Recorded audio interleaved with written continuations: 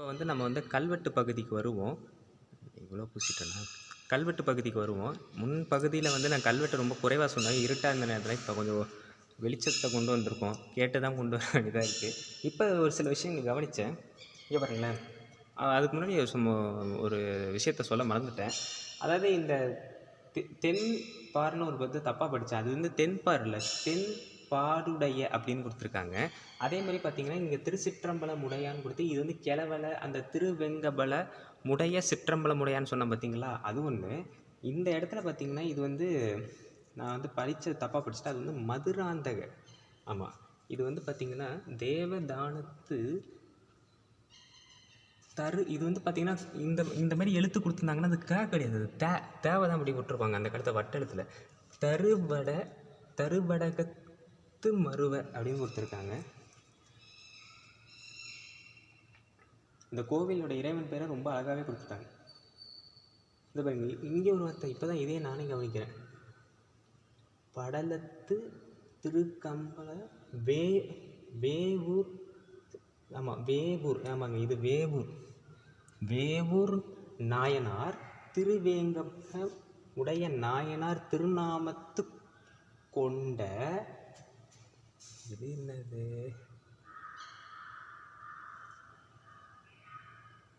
S, அதாங்க இந்த கோவிலுக்கு யார் தானம் செய்தாங்க அப்படிங்கிற கல்வெட்டு இது. இந்த கல்வெட்டு எப்படி சொல்லிங்கன்னா அதுக்கு பொருள் தவறாக சொல்லிட்டேன். திருவேங்கம்பலமத்து உடைய நாயனார் அந்த கோவிலில் உள்ள இறைவன் பெயரை கொண்ட திருநாமத்து கொண்ட. இதுதான் என்னன்னு தெரியல, சரியாக தெரியல. இது வந்து தென்பாடுடைய கிளவலை உடைய திருச்சிற்றம்பலம் உடையார், அதுதான் அவர் பேர். திரு தேவதானத்து கருவடை. அவர் வந்து இந்த கோவில் அந்த இறைவனுடைய பெயர் சார்பாக இந்த கோவிலுக்கு வந்து தானம் செலுத்தப்பட்டது. இது 2ஆம் ராஜராஜ சோழன் காலத்து கல்வெட்டு. அது தெளிவாக தெரியுது. இப்போ தான் இது தெரியுது ஒழுங்காகவே.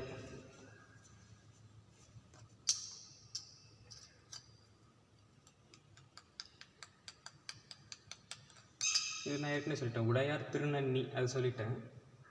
அதே மாதிரி இங்கேயும் உடையார் தேவதானத்து சொல் வளருடைய அது ஒன்று இருக்குது. அதுக்கப்புறம் வந்து இந்த இடம் முழுமையாக கொஞ்சம் அழிக்கப்பட்ட மாதிரி இருக்குது, அதான் ஒழுங்காக தெரியல.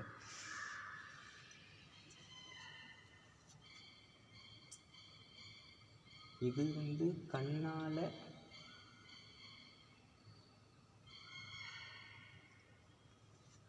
ஒரு கோவிலில் உள்ள கல்வெட்டு தாங்க அந்த கோவிலுடைய வரலாறு என்னங்கிறது தெளிவாக சொல்லணும் நமக்கு.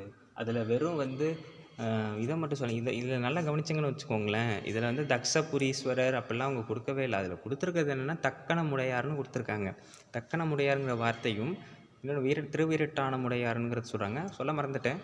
இப்போ தான் சாமி கும்பிட்டுட்டு வந்தேன். அதில் உள்ளே பார்த்தீங்கன்னா அது இப்போ பூட்டிட்டாங்க. இதில் நம்மலாம் ஃபோட்டோ எடுப்போம்னு தெரிஞ்சுக்கிட்டே பூட்டிட்டாங்க.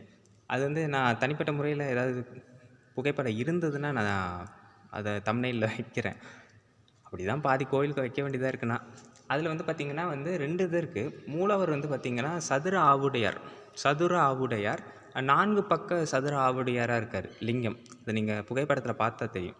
அதேமாதிரி இன்னொன்று வந்து தக்க சம்ஹாரமூர்த்தி அப்படின்னு சொல்கிறாங்க. அது வந்து சமஸ்கிருதம். இல்லைனா வந்து தக்க வீரட்டேஸ்வரன் சொல்லலாம். அது எப்படி சொல்கிறாங்க அப்படின்னா, அதாவது சிவபெருமான் வீரபத்திரர் கோலத்தில் இருக்கார். வீரபத்திர கோலத்தில் இருக்கும் பொழுது ஒரு பக்கம் பார்த்திங்கன்னா வந்து சூலமும் இன்னொரு பக்கம் வந்து கத்தியோடு இருக்குது. கத்தி மாதிரி கொஞ்சம் கூரான கத்தி. அது ஒரு ஆயுதமாக இருந்தது. அதெல்லாம் அந்த காலத்தில் செஞ்சு இருக்காங்க பாருங்கள். அது ஒரு பெரிய ஆச்சரியமான விஷயம். அது 2 பக்கமும் வந்து ஒரு பக்கத்தில் வந்து தக்கன் வந்து இப்படி வழிபடுற மாதிரி, தக்ஷன் வந்து இறைவனை வீரபத்திரர் வழிபடுற மாதிரி அவருக்கு ஆடு தலை பக்கத்தில் வந்து அவரோட மனைவி இருக்கு. இதுதான் கோவில். இறைவி வந்து இளங்கொம்பனையார் அவங்க இருக்காங்க. ஸோ இது நல்லா இருக்குது. அது 3 மட்டும் தான் என்னால் காட்ட முடியல, மீதி எல்லாம் அந்த கோவிலை காட்டிட்டேன். வாங்க கல்வெட்டு பார்ப்போம்.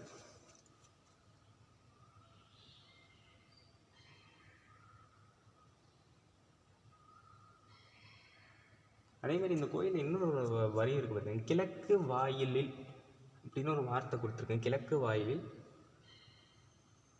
திருவீரட்டான முடைய நாயனார்னு கொடுத்துருக்காங்க. கிழக்கு வாயிலுங்கும் பொழுது இது மேற்கு பக்கம். மேற்கு பக்கம்.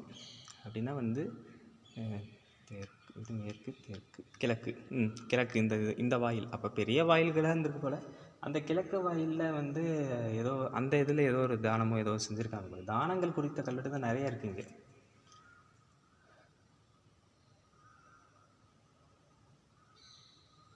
அதேமாரி இந்த வீலை நாடு அப்படின்னு ஒன்று சொன்ன பார்த்தீங்களா, இந்த தலத்துடைய பெயர் சொன்னேன்னே, ஜெயங்கொண்ட சோழவள நாட்டு. ஜெயங்கொண்டம்ங்கிறது வந்து நல்லா யோசிச்சு பார்த்தீங்கன்னா, சுந்தரபாண்டியனுடைய கல்வெட்டு இங்கே ஒன்று இருந்தது காட்டினேன்னே, அதுலேயும் ஜெயங்கொண்ட சோழவள நாட்டுன்னு தான் இருக்குது. அப்போ யோசிச்சு பாருங்களேன், ஜெயங்கொண்டங்கிறது ஜெயங்கொண்டான் அப்படிங்கிற பெயர் வந்து ராஜராஜ சோழனுக்கு பட்ட பெயரை வழங்கப்பட்டது. அந்த பெயர் பாண்டியன் அவங்க ஆட்சியை பிடிக்கும் போது கூட அந்த பெயர் வந்து வழங்கப்பட்டிருக்கு. அப்படின்னா அவரோட லெகசி எந்த அளவுக்கு இருந்திருக்கு பாருங்கள். அந்த ஆட்சி காலம் வந்து அவர் எந்த அளவுக்கு ஒரு பேரும் புகழோடு வாழ்ந்திருக்காரு பாருங்கள். அதுதான் நம்ம குறிப்பிட்டு சொல்லணும்.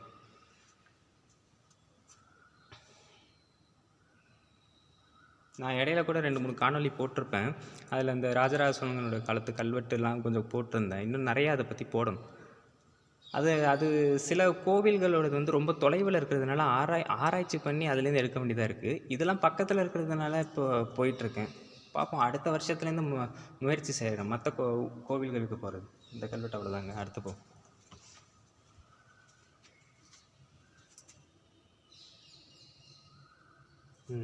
நிலத்துக்கிலா தெலவரை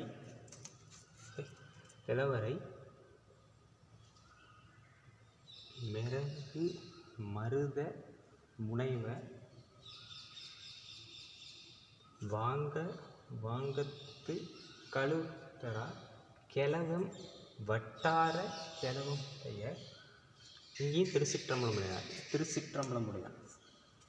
இவங்க என்ன சொல்ல வராங்க அப்படின்னா, இந்த முழுக்க அவருடைய கல்வெட்டு தான். அந்த திருச்சிற்றம்பலம் உடையானோட கல்வெட்டு தான் இங்கே இருக்குது. அதுலேயும் வந்து உடைய திருச்சிற்றம்பலம் உடையான்னு சொன்னாங்க. திருவேங்கம்பலத்துன்னு சொன்னோம் பார்த்தீங்களா, அவருடைய கல்வெட்டு தான் இது. அவர் இந்த கோவிலுக்கு அந்த நொந்தா விளக்கு இது மாதிரியான தானங்கள் நிறைய கொடுத்துருக்காரு போல.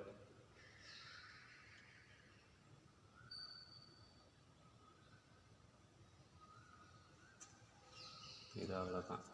இது தெளிவாக தெரியல, இன்னும் சுத்தமாக தெரியல.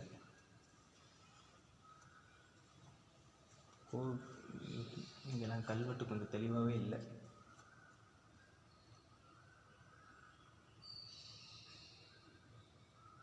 இது பாருங்க, கோவி ராசகேசரின்னு பாருங்க. இங்கே இந்த வார்த்தையை தான் ரொம்ப நேரமாக தெரிவித்து இருந்தேன். கோவி ராசகேசரின்னு ஒரு வார்த்தை இருக்குது.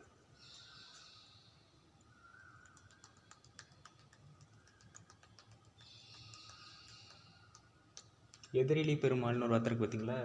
பாருங்க, எதிரிலி பெருமாள் அப்படின்னு ஒரு வார்த்தை இருக்குது. இது 2ஆம் ராஜாதிராஜனுடைய பெயர். அப்போ சோழ சாளுக்கிய மன்னர்கள் இந்த கோவிலுக்கு நிறையா செஞ்சுருக்காங்க, நிறையா அந்த கல்வெட்டெல்லாம் ஏற்றிருக்காங்க. இதுலேருந்து நான் பார்த்த வரைக்கும் 2ஆம் ராஜராஜ சோழன், சுந்தர பாண்டியன், அப்புறம் வந்து இந்த 2ஆம் ராஜாதிராஜன் இன்னும் இருக்கும். கோவிராசகேசரிங்கும் பொழுது அதேமாரி இந்த பராந்தக சோழன் கல்வெட்டு நிறைய கிடைக்குமான்னு பார்த்தேன். ஏன்னா அவர் நிறைய கட்டளை கோவில் மாற்றினதுக்கு அவரும் ஒரு காரணம். ஆனால் அவர் காலத்து கல்வெட்டு ரொம்ப கிடைக்கல.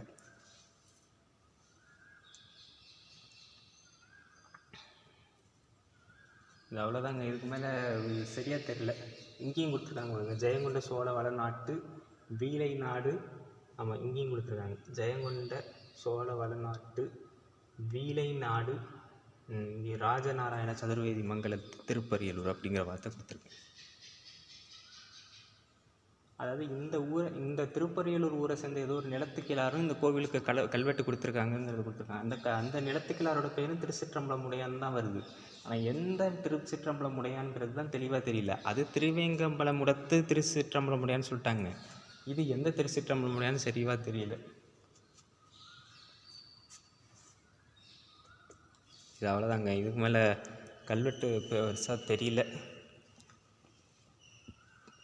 இதுக்கப்புறம் வெளிப்பிராகாரத்தை தான் கொஞ்சம் எடுக்கணும், அது எடுப்போம்.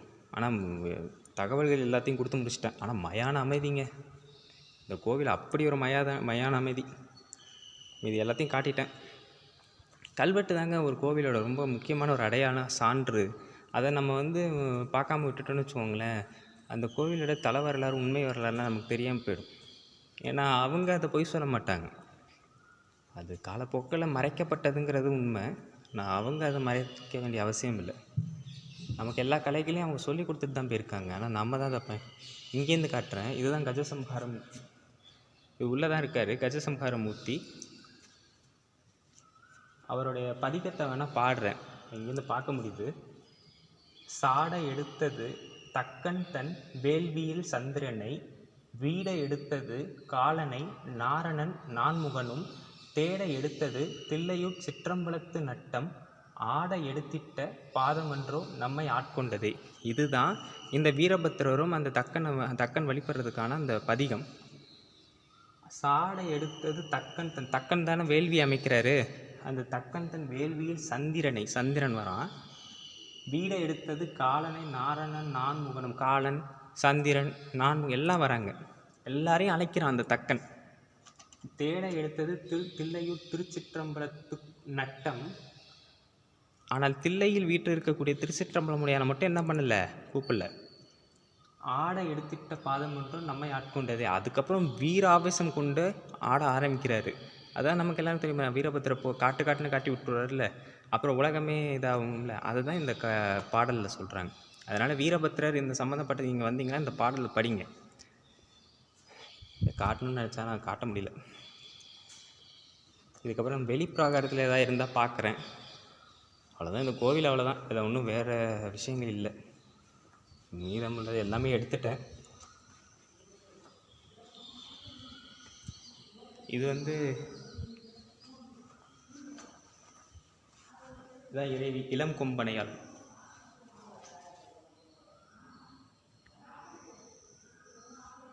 இதை இளங்கொம்பனையாள். அடுத்து பார்த்திங்கன்னா இது ஈஸ்வரர். இவர் தான் வீரட்டேஸ்வரர். மூடித்தாங்க, அதனால் தெளிவாக தெரியல. அவ்வளோதான் வீரட்டேஸ்வரர். அப்புறம் உள்ள சம்ஹாரமூர்த்தி. அப்புறம் சில உற்சவ சிலைகள்லாம் இருக்குது. அவ்வளோதாங்க கோவில். அவ்வளோதான். அப்பயே மணி 6 கலைட்டா. சரி, ஓகே. இது 2ஆம் பகுதியாக இருக்கட்டும். இதுக்கப்புறம் 3ஆம் பகுதியை வெளிப்பிரகாரத்தை காட்டுறேன்.